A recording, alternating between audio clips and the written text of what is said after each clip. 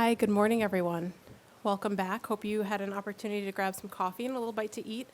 My name is Natalie Unwin-Kuruneri. I'm Senior Director of Academic Initiatives at the Climate School. I'll be moderating today's student and alumni panel. I'm joined by 3 current students and 1 alumnus who collectively represent 4 of Columbia's climate and sustainability education programs.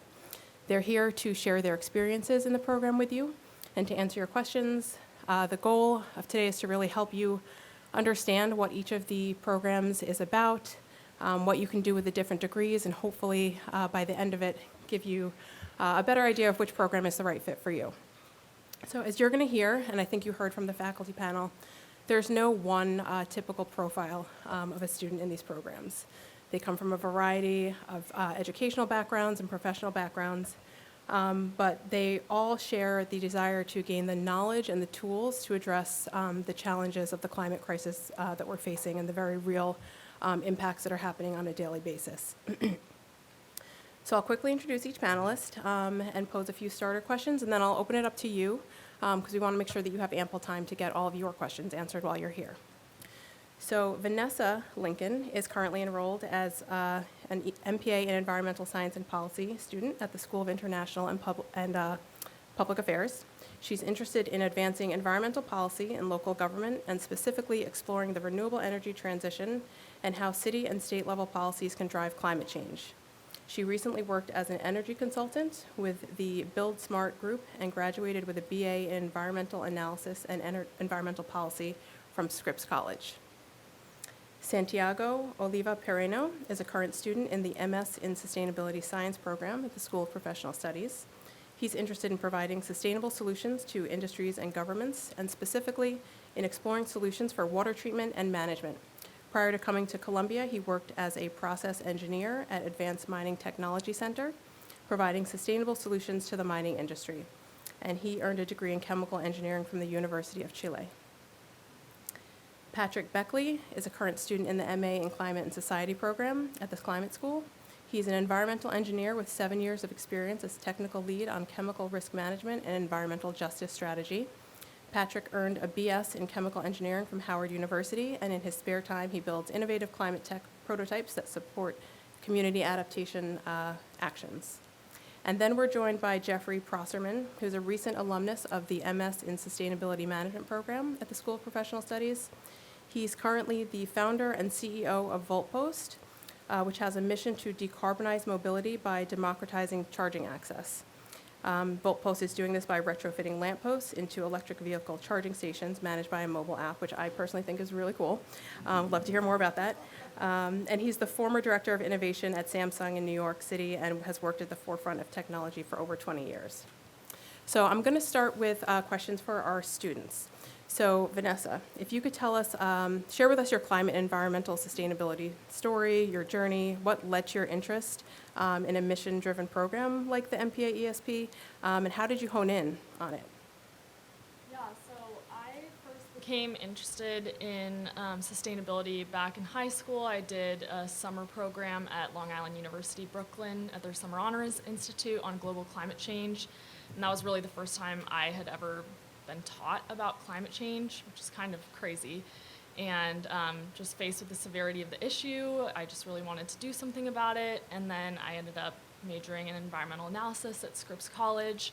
But as I was looking towards grad school, I kind of wanted to start to specify what I wanted to do a little bit more. My concentration in undergrad was in environmental policy. And I had more of a policy background from my undergrad education.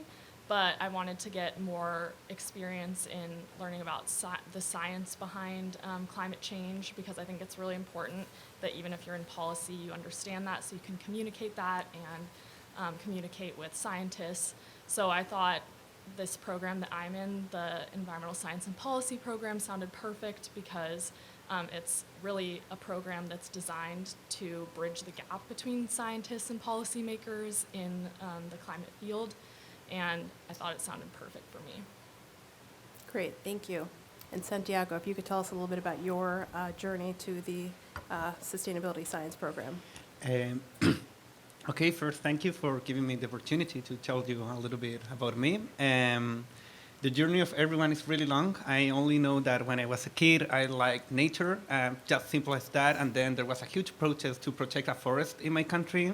And I said, okay, I was participating in the protest, and a teacher told me, you want to protect it, you want to be intelligent, and you want to study, and you want to be the best, and you have to be the best. So I said, okay, I have to study, and I come from a country that the environmental programs are not that big. There are not that big institutions supporting environmental programs. So I said, okay, I'm going to be a chemical engineer. That is kind of similar, but not like. And I kept participating. I was the sustainable guy in every institution I've been. When I was in the mining industry, I was like, hey, sustainable guy, what is the solution for solar panels? About water treatment? About these flamencos that is flying around here? And it's like, okay, I needed to have an answer to almost everything. And in this goal to learn more, to protect what I like, to justify my activism, I said that I have to keep learning, to keep surrounded with the interesting people I found. And that's how the sustainability science program appeared, because it's about how to make scientific decisions for sustainability. Like how to be, like I like to say, like how to be the smart guy giving the advice, saying, hey, we want to protect this, but why and how? That's how I ended up in this program. Thank you so much. And Patrick, same question for you. What made you choose your program? And tell us a little bit more about your journey here. Yeah, definitely. Good morning, everyone. It's a pleasure to be here.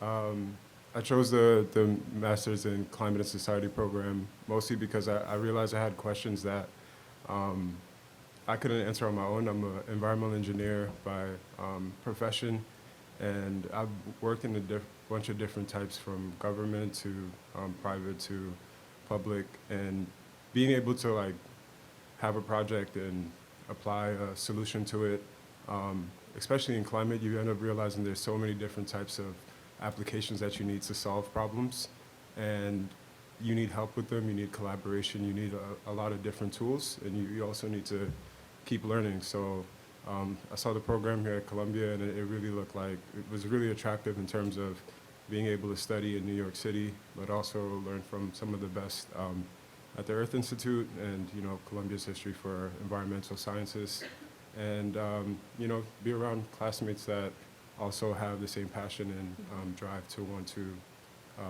find climate solutions. Thank you.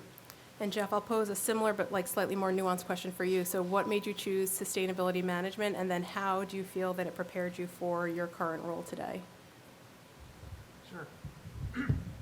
First, thank you all for the opportunity to speak in front of you today. So I'm a little bit older and coming to the program, decided that it was really time to make the great climate pivot, recognizing that we really aren't leaving a sustainable world for future generations. I came to the program after working in New York City in tech for about 15 to 20 years, bouncing around digital agencies and tech companies and startups. And prior to starting the program, I was at Samsung leading new product development, and really always had a thread of sustainability as a passion, but never really did anything about it. And found that a lot of people are jaded and apathetic and wanted to see if there could be a better way. And as my son, who was beginning to walk, I saw the climate strikes with Greta and others taking the street. So thought that it was time to see if there was something I could do by getting a essentially green MBA with the sustainability management program here at Columbia, to really learn the hard science and the pain points, to try to identify if there could be climate technology solutions, leveraging the experience that I have had, and then putting it into something that could be developed to decarbonize in a meaningful way. So that's kind of the springboard. And then from that, while at Columbia, wrote a research paper actually in one of the classes, which then turned into what is now Goalpost, the company that I'm running that's venture-backed here in New York and San Francisco. Thank you. I'll pose one more question to the panel, and then I'll open it up to you all. Obviously, the curriculum is incredibly important, and you want to know what you're going to be taking if you were potentially a student at Columbia.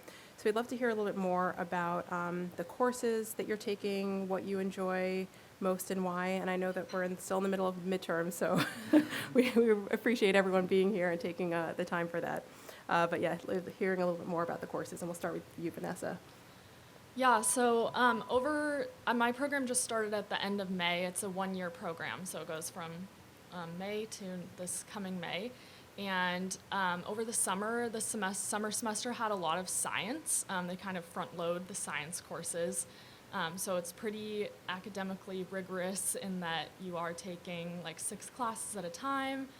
In the summer, you take a total of 9 classes, actually, because some of them are half summer classes. So the summer was quite busy, but it was definitely like a crash course in a bunch of different environmental science topics, from toxicology to environmental chemistry, and then a little bit of policy mixed in with that. Now we have, in the fall, a little bit more freedom. We get to take at least one elective, possibly 2 if you test out of one of the core courses. There's like economics and statistics as part of the core courses. But one course that I'm currently in that is an elective I'm taking that I really enjoy is called Financing the Clean Energy Economy. And it's all about, how are we going to make this transition to renewable energy happen? Like, how do we get the finances for this? And understanding, I don't have a finance background at all, so I'm trying to learn all the terms and all the acronyms, and I think it's going to be really useful for what I want to do in the future. And then also we have one of our core courses that's for the entire year is called the Workshop in Applied Earth Systems Management. And for the summer and the fall, we get to work on a piece of environmental legislation. In the summer, you learn about the science behind that legislation, and in the fall, you actually you pretend it was passed, and you develop an implementation plan for it with everything from the budget to the master calendar. And I think that course is also one of my favorites because it's just really like what you would do in the real world when you're passing a piece of legislation. So I think that's really useful.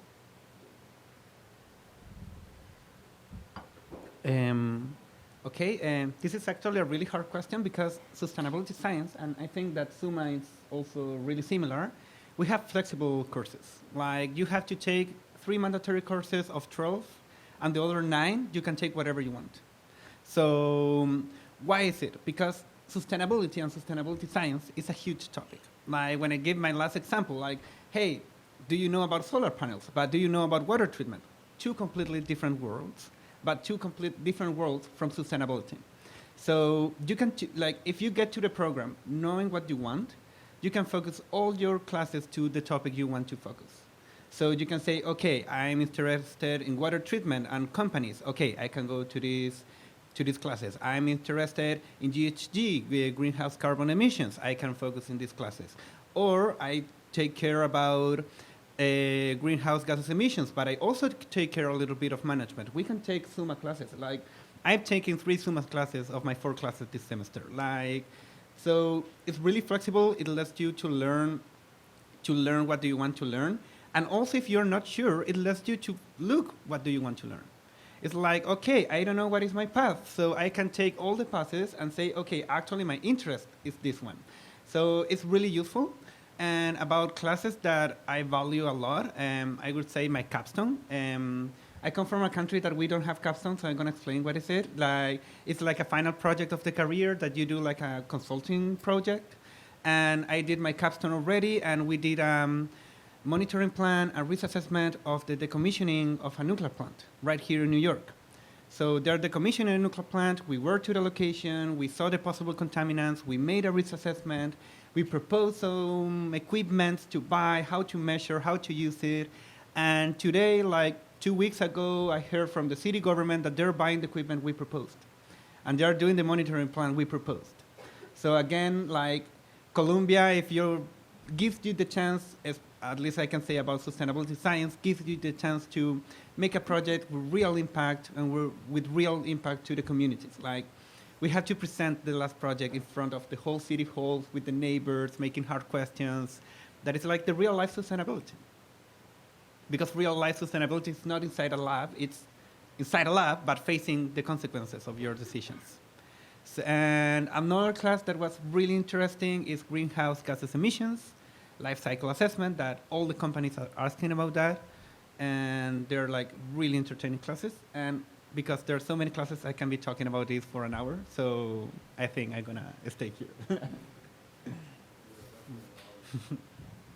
Sorry. Yeah, I won't. I won't. In addition to everything that they just said, I think for the Climate and Society program, it's really, we're in midterms right now, just full disclosure. So, still going through the process, but I realize it's like really valuable when you make it apply to your own expertise or your background. We've been going very modularly with the different classes. So some of the requirements are like a quant class, a dynamics class, like climate dynamics, also a managing class, so kind of learning it from a more policy and strategy side. And then you have an elective, so mine is in environmental policy and law in New York City. And from all of those classes, they've all really worked together. Like, I'm originally from Freetown, Sierra Leone, and it's a very rainy city, kind of like Seattle. And we'll be in dynamics class learning about, rain patterns around the world, and I'll see like a heavy rain cloud right around, my hometown, like, oh, that's why, like really understanding like the physics behind it, learning a lot about El Nino and ESNO and different things that you're really able to apply to your own personal experience, your own life, your own background. So I think that's been really valuable, how the program really works together as like, you're going to learn the policy side of it, the science side of it, and then you're able to add in whatever your own electives are. That's been really valuable. Yeah, agreeing with the rest of the panel, I would just say that wherever you come into the program, because there's a choose-your-own-adventure approach to a certain extent in the variety of courses to pick from for sustainability management, and I can speak to the sustainability science as well, it really allows you to become more well-rounded. So, for example, in my case, if I have less of a science background, then you can take courses where you really dive deep and kind of round out that skill set, like GHG accounting and really understanding just frankly how the math of this works in order to equate where we have to head. Others who may come in with more of a science background may want more of that business education, and there's certainly tremendous management classes taught by professors who are in the field, leading positions in sustainability, executives like sustainability operations as an example, or solar project development. And I just would say one of my personal favorites was with the Earth Institute practicum, where you get something where you don't really get anywhere else, frankly, in the world, tied to the Earth Institute, all of these climate scientists, and having an individual come in each week to present their work, whether it be the ice caps melting or wildfires, and having firsthand experience of that person for a few hours and being able to ask any questions you want. I mean, frankly, the level of ideas that it sparks and where it can take you, and it's just a welcoming community, which I encourage you to join. Thank you all. I would also add that the field is, as everyone has mentioned, is very dynamic, and so it's constantly changing, and so electives and new courses are coming on quite frequently to meet that demand and in the field. So that's also a great thing, I think, about being at Columbia. Would love to hear questions from you. I see a hand up over there. I'm not sure if we're passing around a mic, so just give it 1 second. We'll have a mic come to you. Just back here. Hi, thank you. It's on. This question is primarily for the students, but Jeff, feel free to weigh in too. How are you all thinking about what you're going to do after graduation, and are there any themes that other students or your peers are also thinking about that are pretty common? Yeah, I currently am considering working in local government on environmental policies, specifically renewable energy. That's what I'm really interested in right now. I feel like I came in to this program kind of with that tentative idea, and then it just really solidified for me the importance of the renewable energy transition and how everything with the climate issue kind of hinges on that. So I feel like that's the issue that I want to work on. I think another common theme I've heard from a lot of my classmates is ESG finance, like going into that area seems to be very popular. A lot of people are on that. you say no to? Okay. Okay, I'm my last semester, so it's like a really close question. I want a job? No. But more than that, I'm interested, as I said, in water treatment. I took this career to, I don't want to say run away from mining, but to give other professional options different than my last professional options. And so I would love to work in water treatment, water management systems, but also environmental consulting seems like a really good option for everyone who is participating in this program. And I can tell from my classmates that we are all looking for a job together and competing for these positions. Mostly are looking for consulting companies, and there are a lot of new positions, mostly related to the use of GIS in contamination and also greenhouse gases inventories. Yeah, I would say for me, I'd continue working as an environmental engineer, but the programs really helped me answer some of the questions that I had initially in terms of different career aspirations or even different applications of climate science, and it's really helped me become a better version of myself. So improving my work, improving my ability to just kind of draw from different places that I've learned or things that I've learned like in school and apply them directly to professionally. And I'll just answer that in a different way, which is we actually started this company while we were master's students. One of my co-founders I met here at Columbia in the program. We co-led an environmental entrepreneurship student group and then tapped into, in the midst of the pandemic, all these resources that Columbia has to offer, courses in the business school, which you can then take as cross-reference, meeting people across the Columbia community, and really there's just a tremendous amount of resources if you do choose to take an entrepreneurial path, and everybody's trying to support each other to this tremendous amount of jobs out there for sustainability if you go a more corporate route as well. I think I saw another question on this side of the room earlier. Okay, in the green shirt. Thank you guys for coming here, especially during midterms. I totally get that. I wanted to ask if either through the program or on your own time with experience from the program, you had the opportunity to be involved in local climate policy. Like I know Vanessa talked about it. That's what she's looking forwards to do. Thank you. Yeah, so like I said,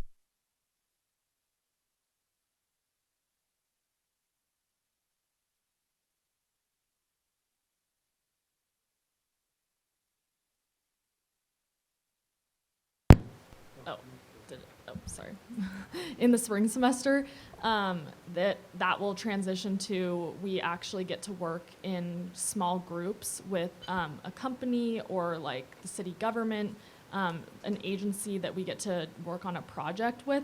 I don't think all of them are necessarily like policy focused, but I think some of them will be, and I haven't had the opportunity to experience that yet, but I'm really excited about it.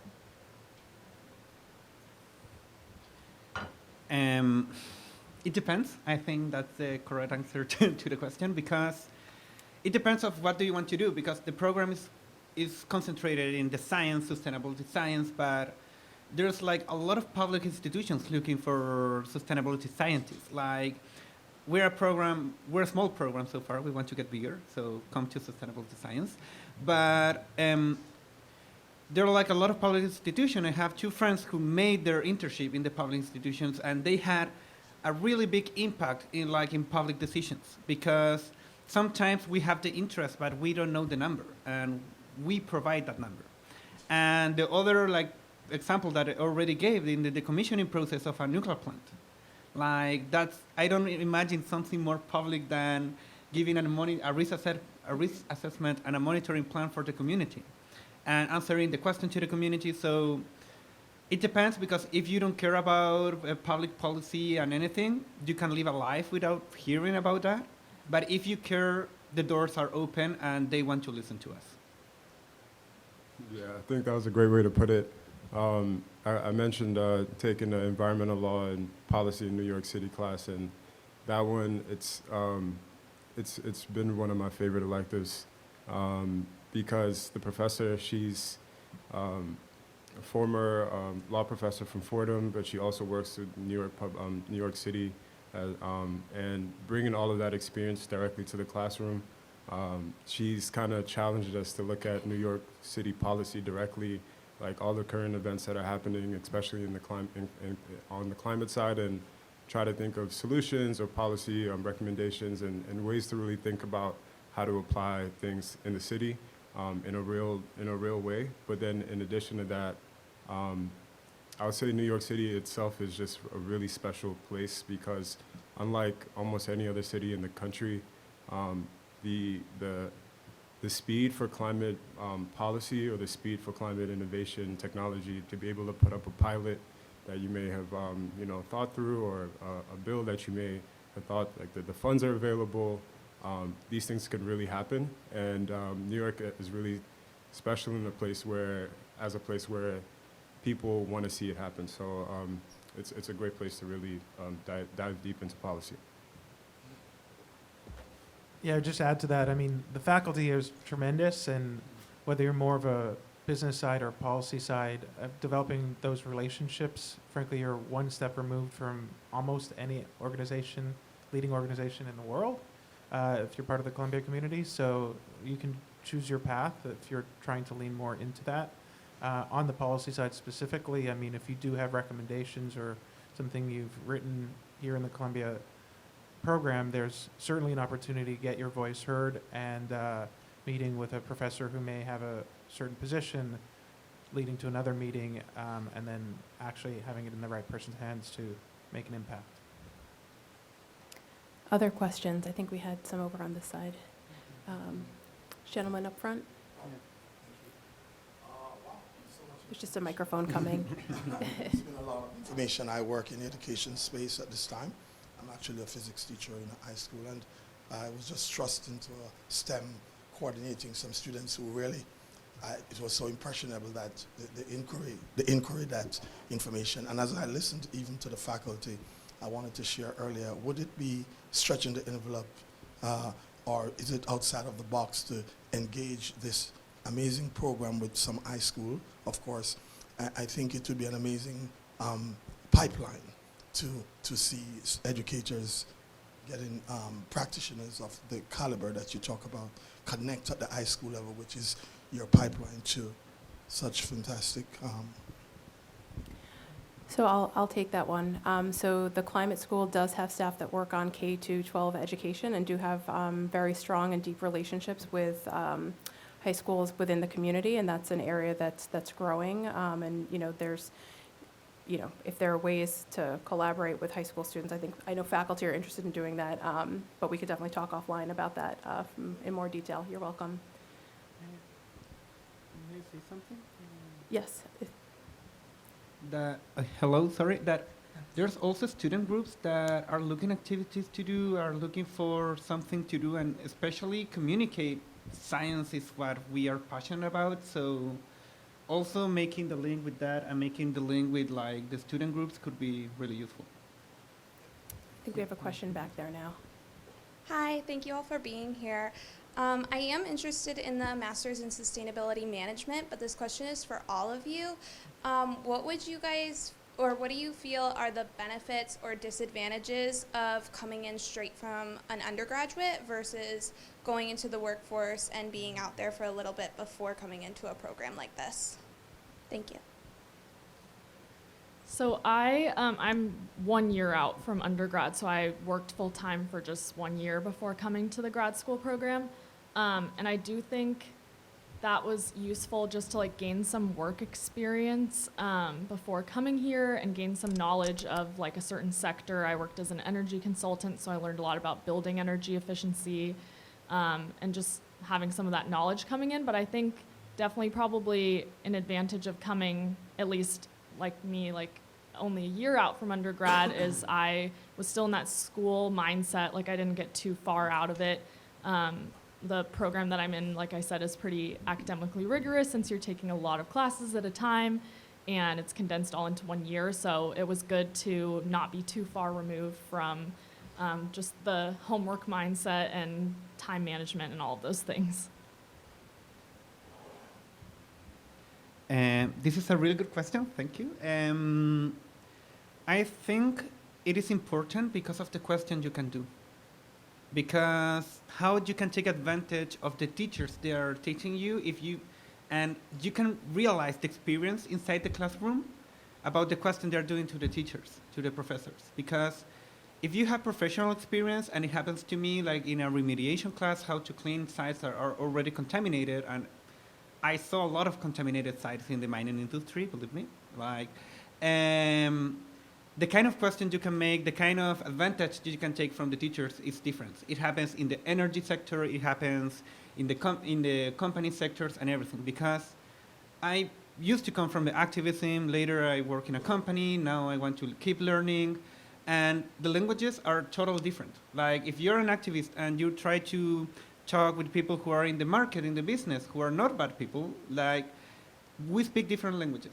So the experience, the working experience, that is not only about like having a lot of knowledge, but it's also about knowing how people are thinking, how they do their arguments, and how you can make different kind of questions. So having like 1 year of professional experience when you're talking with the Colgate CEO, and like it has like some advantages because you can make different questions and learn different stuff. Yeah, I'll definitely just add on to that. I think either path work, especially since the information is always updating. There's always something to learn. I think this is like an evergreen field in terms of information and applying knowledge. So coming straight out of school, you have that ability to kind of already know how to do schoolwork, and the benefit is you're still going to learn from people, older in their professional career. Like for me, I came 7 years after working in the field, and I see how valuable that's been just from really understanding real life applications to, whatever we may be studying in class. And like if it's thinking about tools or ways to really solve problems from a real perspective, that's been also really beneficial. I would say that, honestly, we have such a limited window to turn things around that if you're thinking about doing this, then just jump in now. And the reality is, whether you're early in your career or later in your career and thinking that you might be too old for this, you're not, because we all have something to add. And the people who are younger may have a bit more energy and may have less work experience, but frankly, bring a fresh perspective. And the people who are a bit older may have more of that experience, who can then fuse into this community and find ways to collaborate on things in ways you didn't think possible. And I think there's another question back here. Hi, yes, thank you so much for taking the time. I was wondering, what is one thing that you wish you knew going into the program? And then also, what has been a high point and a low point? Thank you. Great question. To think about this for a second. One thing There are no low points. One thing I wish I knew.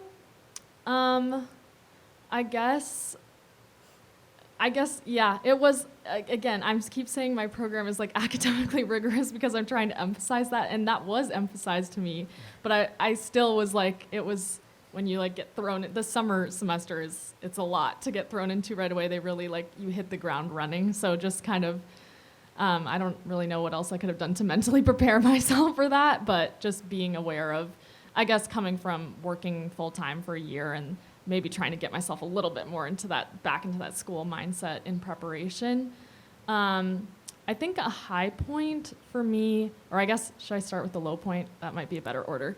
I guess I don't have a specific low point, but just the finals for our summer semester was pretty rough. The end last week, it was just a lot going on at once. So I guess that would be the low point. And then the high point, I would say, I got the opportunity to be, for the workshop course that I talked about, I got the opportunity to be deputy manager over the summer. When you come into my program, you get to select for workshop the bill that you want to work on, and then you get to put if you want to be manager or deputy manager, because for each of the small groups, you have a faculty advisor, but these are student-led groups and projects. And I didn't have a ton of leadership experience, so I just was like, why not? I'm just going to say yes, throw myself into this, and I'm very glad I did. It ended up being a great experience. And just like the final project and culmination of that was something I was really proud of, so that would be a high point. Okay, I think what I wish to know before coming here is what are the good classes. Like to know, like, okay, these 4 classes, you have to take them because they're so popular, and if you're in the 2nd or 3rd semester and they're full of people, and you can pass the whole program without taking the best classes. So take GHG, take life cycle assessment, take GIS, please, and know how to write and how to read. Like, please, this 4 stuff, please don't go out of this program without this 4 stuff. Like, read GHG, life cycle assessment, how to write, and GIS. Because this 4 stuff, the world is discussing right now, and if you don't know how to write, how to communicate, you are not that useful. Like, I love math, but I'm learning how to write in English now. Like, my Spanish is not that good, imagine my English. And so I would like to know that before coming here. I know it's part of my responsibility because I didn't have any friend in the program, so I didn't have like this, like, oh, in LinkedIn, please, can you tell me? It was my fault, but I wish to know that before coming here. Related also with the load part, if you're not motivated, if you're not asking constantly questions, you can miss the path between all these voluntary classes.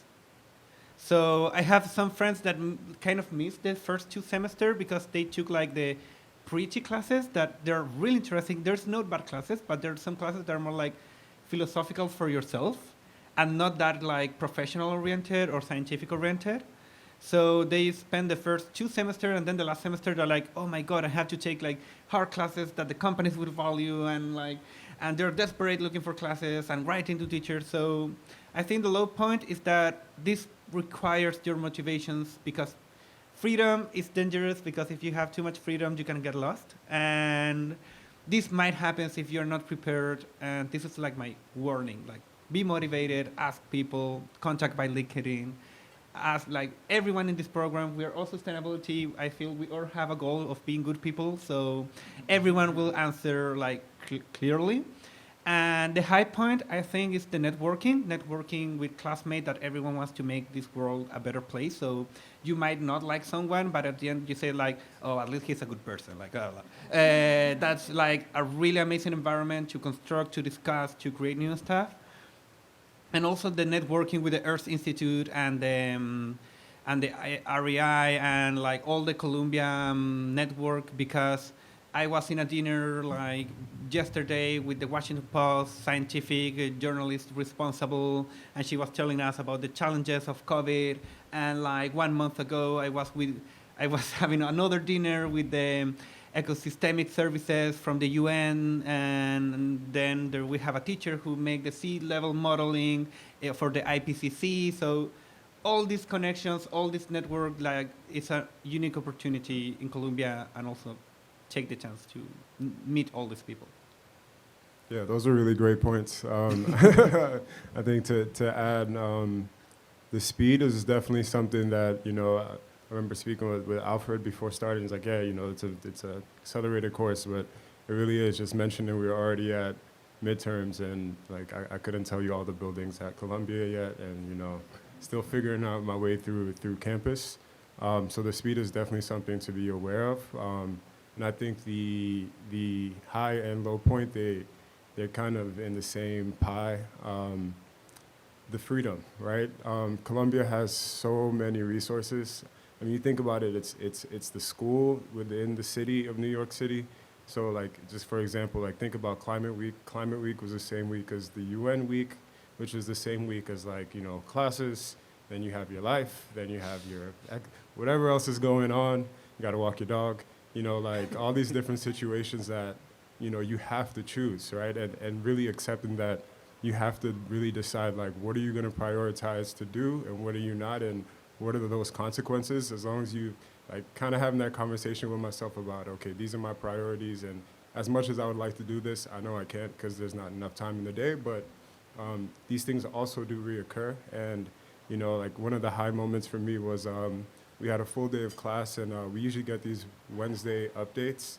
And at the bottom of it, I saw like Peggy Shepard. She runs React for Environmental Justice in Harlem, and she was doing a practicum talk in one of the lecture halls here.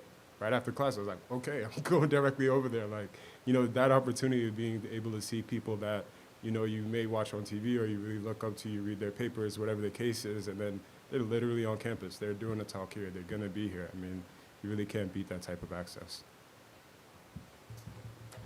So I would say, going in, I wish I just had a better sense, because there's so many great courses, which ones to take in what order, because there's some that would be really helpful to have taken before others in kind of just understanding a broader purview before you go really narrow on certain aspects. That being said, it's really just a question of where you're coming from and finding other students who are in the program to bounce off ideas of which courses can help you find your path. I would say that a low point, I mean, I started the program during the pandemic, so obviously there's challenges with that starting virtually, and I wish, frankly, that there was more opportunity in person, as I'm still running around to some of these buildings and figuring out which ones are which, although we did finish up the last few semesters in person, just having more time on campus. And then I would just say, I mean, the network here, just repeating what others have said, frankly, I found my co-founder here, I found some of my first investors in this company here, some advisors to the company here. The professors are a continued network of just trying to provide introductions and support our journey. The Columbia Technology Ventures team, and there's just really so many connected dots. Once you're part of this community, that you have an unfair advantage, and frankly, anything you want to do, that you're one step away of talking to somebody who is brilliant and able to help point you in the right direction. Thank you all. That brings us to the end of our panel. There will be breakouts following this for each of the programs. So I know there were some unanswered questions out there, but please bring those to the sessions. And join me in thanking our panelists for sharing all of your insight.